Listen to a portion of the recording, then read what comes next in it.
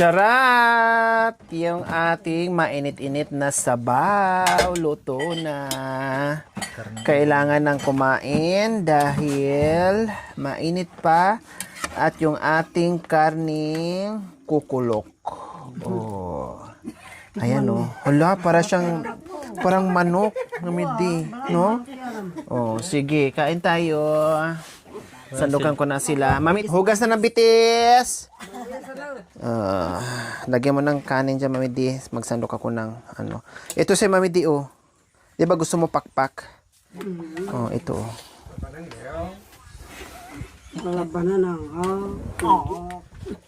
Ay, hindi pala to pak. Ay, ito nga, pakpak. Ito nga yung pakpak. You always be Aray. beautiful in my eyes. Ay, parang manok yung niluluto ko. Hirap.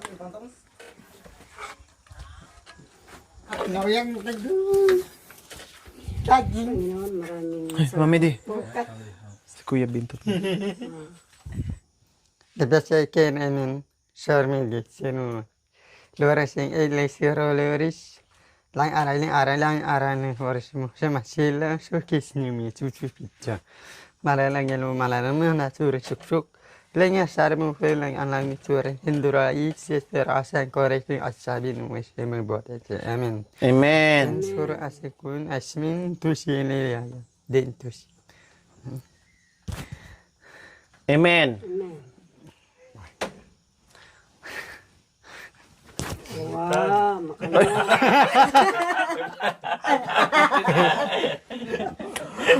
Day. Sige na, kain na. Nangaluwal ko Oh. ka. Hindi, ano yung Chinese, Mami. Chinese. Pinasingam mga yung Ay, Latin. Latin yun, Latin. Oh. doon na lang ako kakain. Baka maraming kanin sila flor ngayon. mana pa yun Oh, ito mainit din to, oh. asam para Sasayang ngayon si Flor. jam Ako kita mo kanong bedo. Ito din, oh. Sabaw. Mainit. Ano sabaw yun? Ano nangyari? Ayan. Yan, init. Ano ba yan? Napasok. kaya tala Napaso si Erap. Sorry, Erika. I'm nothing a spoon. Apo. I'm sorry. Next time. Anto dia kami hindi niya mintang tam tinak manan yan anti kolokolo ko. Maganda roon, anak ko. Malapit sila sa bungang ano, kinakain ng kolokolo. Maganda roon yun. Mahilig niya si Bintot sa gulay. Babi. Ulang ka na ba? 18. Si Corina rin, magkano pala kayo ni Corina? Hindi, matanda siya sa'yo. 20 na. Sige. O, di ba mga kabayan, inuna nila kain. Meron pala silang sobrang pork kagabi. Meron pala silang sobra, nangalahati yung kanilang natira na pork, mga kabayan. Nakatago.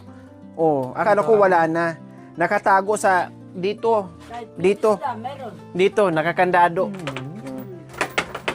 Diyos ko, kung kailan na ako nagmalapit na matapos, sa kanya nilabas at pinakita itong ulam. No, okay lang. Hindi naman mapanis yan. At saka kunti lang naman yung at least masustansya pa din yung niloto kong gulay na merong ibon. Manyaman? Manyaman? Bintot! Woo! Bentot! Bentot! Manyaman? Manyaman? Manyaman? Manyaman? Sarap. Ako daw nagluto, tinuro ni ni Kuya Bintot na ako daw nagluto. Ay, tinuro ni Manyaman! Ha? Kapiraso lang kasi yan eh. Eh, Kunti lang naman yan. Isang kukulok lang naman yan. Nilagyan ko lang ng marami. Oh, nandoon nga kay Mami D yung pakpak eh. Kunti lang. Ang importante, nandoon yung sabaw na hinahanap-hanap nyo, Mami D. Yan ang importante doon. Kasi talagang hinahanap-hanap nila yan eh. Gustong-gusto talaga nila. Ganyan sila mga kabayan, kahit punuin ko yan sila ng ulam dito, maghanap at maghahanap pa rin sila ng ulam ng kabundukan kaysa sa ulam ng bayan. Yan ang ano nila. May ano to, kukulok. Panda ka pa naman ang gumamaril ayop. Mahon. Panda ka pulis. Ay, hindi. Wala nang kukulok. O, konti lang kasi yan. Ang importante may sabaw. Gulay, gulay. Pero nandyan ang ano mo, Cimatang. ulam na binigay mo. Opo. Hindi. Naghahanap pa rin sila Mami D, no? Naghahanap pa. Alam mo din. Yung isda, marami pa. Oh, yung Hindi. ganyan sila Mami D. Ah, man. Gulay, gulay para makaano ng gulay. Sila nga. Si lola mo nga, gano'n. Kahit may mga kanin, binibigay ng Dison, galing ng Florida. Di, naghahanap din ng ganyan. Sabi ko sa'yo eh. Paniki, sabay na boy. Talaga maghahanap sila ng ganyang ulam. Ba't naghanap ka pa ng ganyan? Daming ulam ng inatid ni Apintino. Sa, ay, sa inyo na, init-init nyo na lang. Di, sa buong Gulay, Ira, paniki, kumain ka ng gulay. Sa kanila lang. Para lalo kang lumakas. Yung asawa niya, yung stepmother, anak ko, linalagay sa buho. Yung paniki. Di. Kaya lang, tanglad lang. Na ilalagay. Ulam! Ulam! Mga ulam.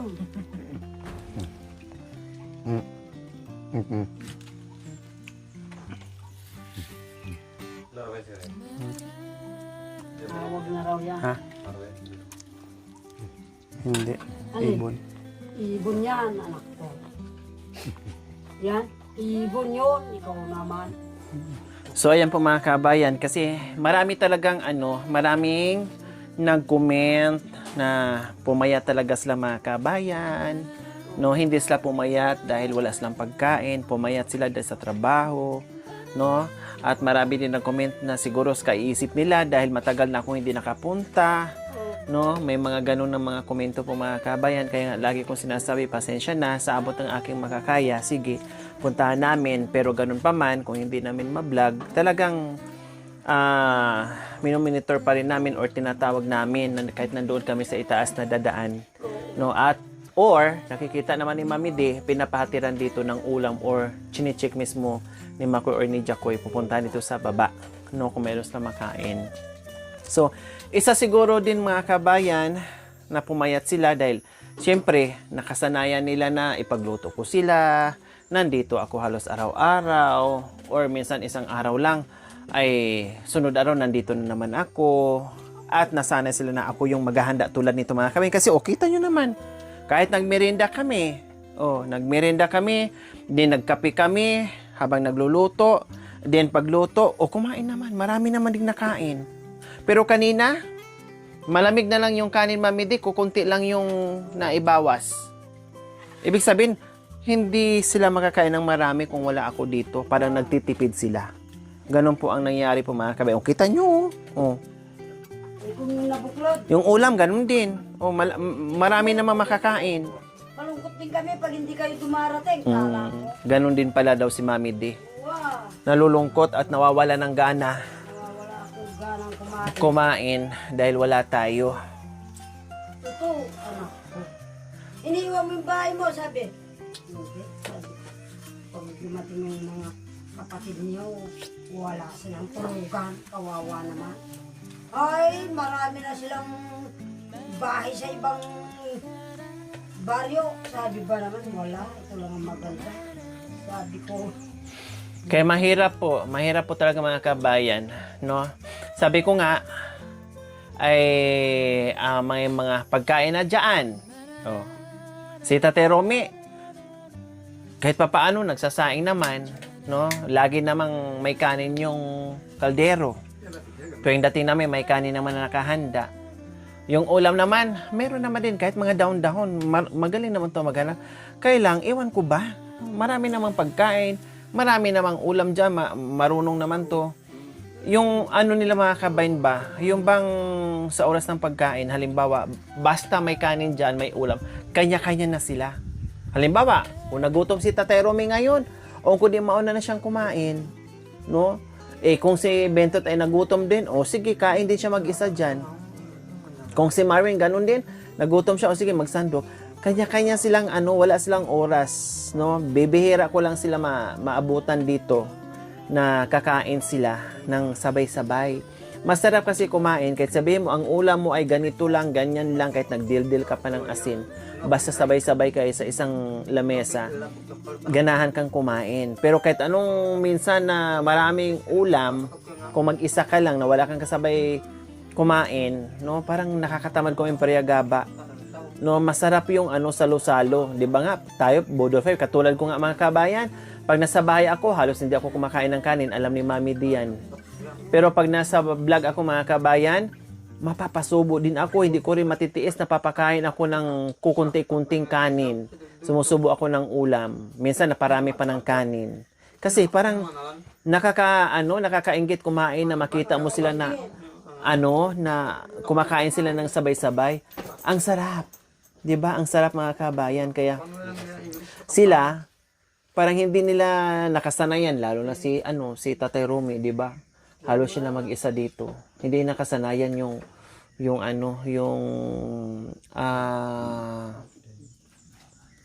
yung sabay-sabay kumain.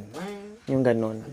Kaya pag merong pagkain dyan, okay, sige, kumuha. Kung sino yung nagutom, bahala na. Kuha ka dyan, kuha din ako. Ganon. Kaya pumaya talaga sila. Nabisi lang ako sa kabundukan, mga kabayan. Imbes na malapad yung mukha ni Tatay Romy, maganyan na si Tatay Romy. Ang lalaki na yung dito niya eh. Ngayon, lumipis ng konti. Hindi naman ganon kapayat. Ang pumayat lang ng bongga, si Marvin at saka si Bentot, dahil yun talaga ang puyat-puyatan sa mga uling lang. Si Tatay Romy nabawasan lang. O, kita nyo naman, pag nandito ako, kumain ng maayos, kakain ng madami, nasarapan sa luto ko and everything. So, hinahanap-hanap nila yung luto ko. Hinahanap-hanap nila yung pag-asikaso ko sa kanila. Kasi pag nandito, 101%, walang halong mekos-mekos ang pag-aasikaso ko sa kanila. No? Minsan napapagalitan ko pa yan sila kasi yun nga, puro trabaho, nakakalimutan na yung pagkain nila. Isa din yung sa factor mga kabayan kung bakit pumayat sila. May pagkain nga dyan, pero kung magtrabaho, sige lang trabaho. Saka na lang yung nakita nyo naman, nandito ako kahapon, di ba? Pinakain ko, gabi na. Imbes na kakain sa oras ng pagkain, hindi, tatakbo doon sa kasi may inaasikaso pa. So, ganun po ang nangyayari dito sa kanila araw-araw habang wala akong mag-aasikaso. Pero pag nandito ako, sa umaga, magkape, tapos hard breakfast pa yan, tanghalian, merienda sa hapon, kakain na naman ng dinner. O, see? 5 beses kakain sa isang araw. Kanina, habang nagluluto, nag-aayos kami ng pagkain, nagme-merienda ang lahat. Subo sila, subo doon, subo dito. Pagkatapos kong kumain, pagkatapos kong magluto, pinakain ko na naman. O, ganun mga kabayan. Pag nandito ako 5 beses, o kahit saan ako mag-vlog, kahit saan akong pamilya mapunta, kape, almusal, tanghalian, merienda sa hapon, dinner. So 5 beses. Kaya talagang magastos tayo sa pagkain. At hindi ko talaga tinitipid ang pagkain mga kabayan. Hindi talaga ako sanay. No? Mag-aalala ako at hindi ako balisa ako pag nakita ko na kumakain dyan na merong hindi nakakain, merong kulang. Hindi ako sanay na tipid-tipid sa pagkain. No, kahit kakain ako sa restaurant o kahit saan ako magluto and everything, may sobra. Kasi may mga dumarating na unexpected na mga bisita o mayroon kang ngayon kung hindi maubos o kung di iuwi or pwede naman bukas pang-almusal ulit. So ganun, at least may sobra. O busog na. At least nabawasan yung konti lang naman natira sa Konti at meron sa mga ano, baka kung sino pang gustong kakain. Lagay ko dito? Oh, ilagay ko daw dito. Kung sinong gustong kumain, oh, sige. Initin nila ulit. Tapos meron pa naman. Hindi naman to na ano, kinamay ito. Oh, isang kainan pa yung mga kabayan.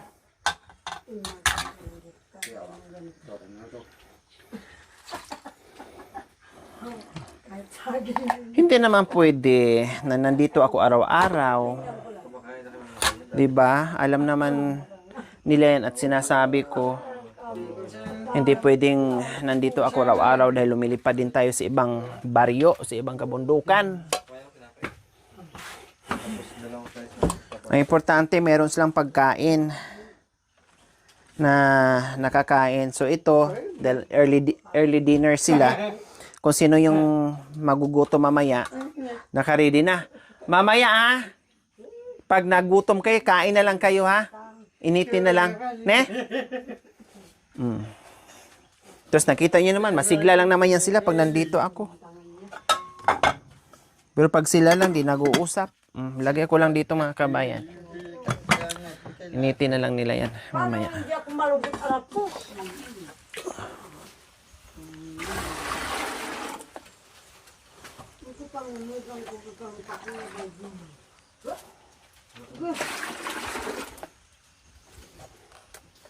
Ala-ala.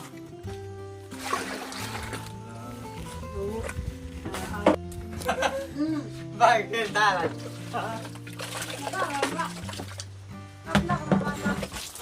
Uyasan. Patay mo muna yung ano ko dito.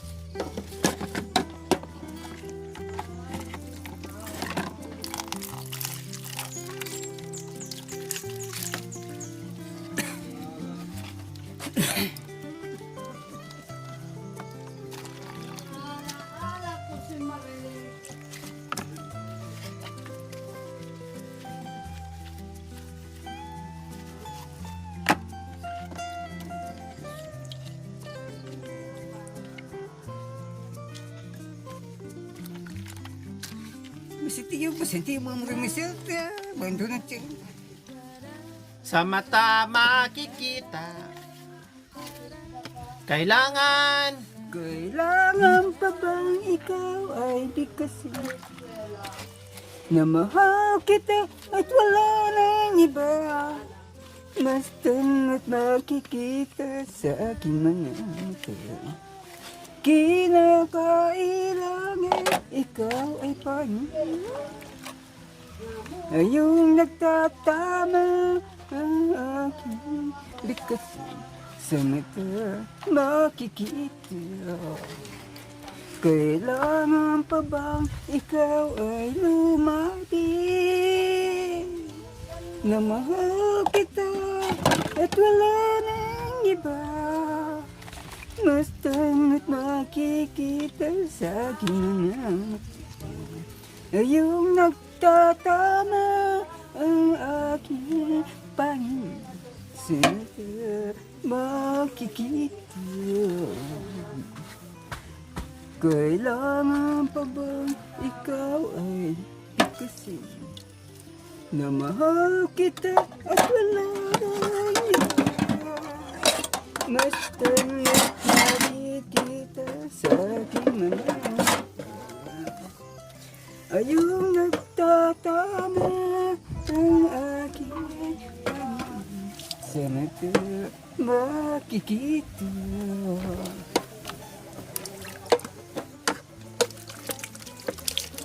Ini mona't may sadyang wala ay yung pagmamahal. Nakita mo ang tunay sa aking kalungkutan. Ibang-iba ka talaga sa lahat ng hingala. Ang kagustuhan mo, sana'y maaaring makita ko. Buhat na ay wala nang halaga. Iwanan mo sinta sa buliban. Iba ka kung mamahal. Kagandahan ng paglabas. Iniman at may sadyang wala. O ba? May sayaw-sayaw pa. Ayun pagmamahal. Nakita mo ang tunay sa aking kalungkutan. Ibang-iba kang talaga.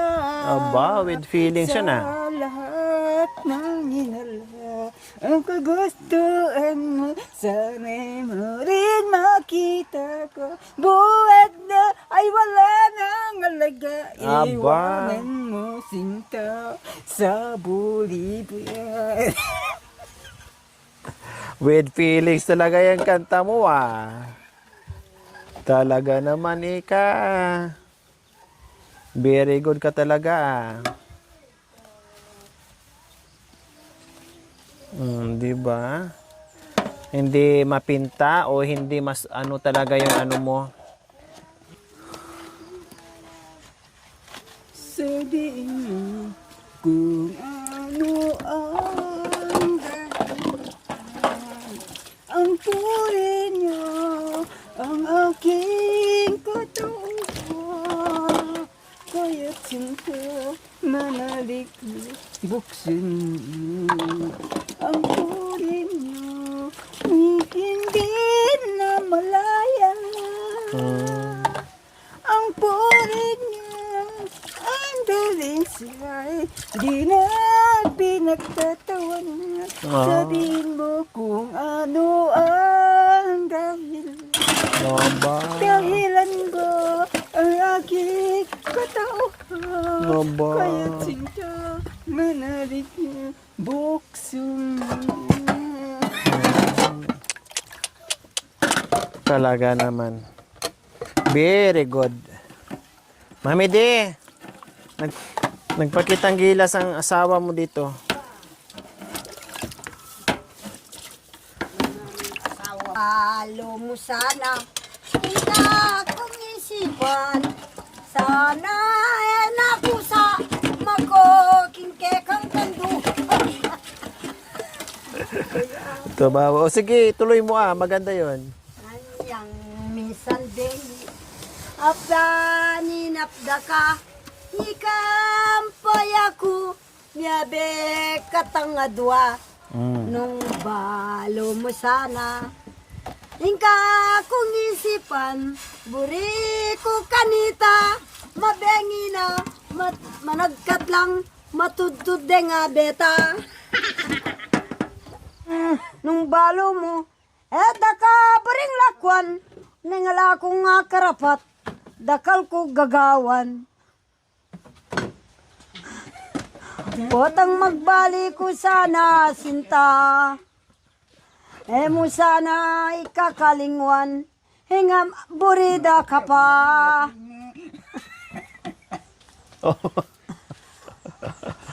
Oh, Sinta, no ka rin niya, yung lugod mo, bakit?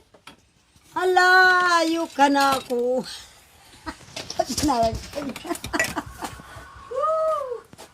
Puro ano ba yan? Sinisinta kita, sitang ni panusin. Malambat ng totoo nga babalitan kung miras ng kasakit. Suksukyaring kwaya, suksukyaring datangye ko apigil.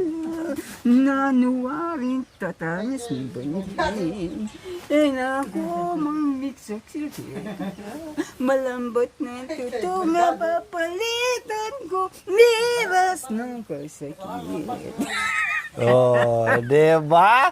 Yung ano mo, sinagot yung Mami De. Oh.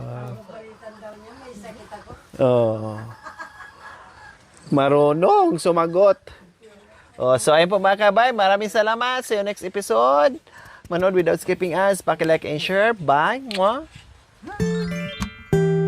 Thank you for watching. Don't forget to like, share, and subscribe.